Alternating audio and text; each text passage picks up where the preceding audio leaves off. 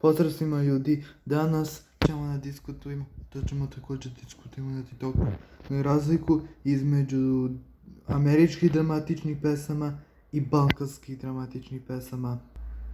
Američke dramatične pesme su poput ovih koje slušamo kao što su Ed Sheeran ili još neke country pesme iz Engleske, a imaš i također i razne country pesme iz Amerike i također neke druge dramatične pesme koji su isto u vezi o dramatičnim problemima između ljudi,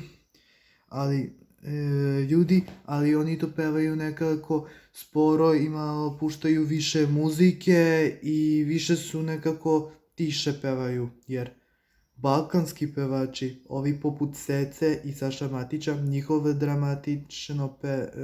dramatična muzika je vikanje i glasu ispraviti i puštati narodne glasove. Znači, da li to slušamo? Znači, poslušajte prvo Ed Sheerana i njegove dramatične pesme i možete i također i neke zvane Kelly Clarkson ili Camila Cabello i tako, a onda poslije toga poslušajte pevače kao što su Gianni, Saša Matić i Ceca Raznatović.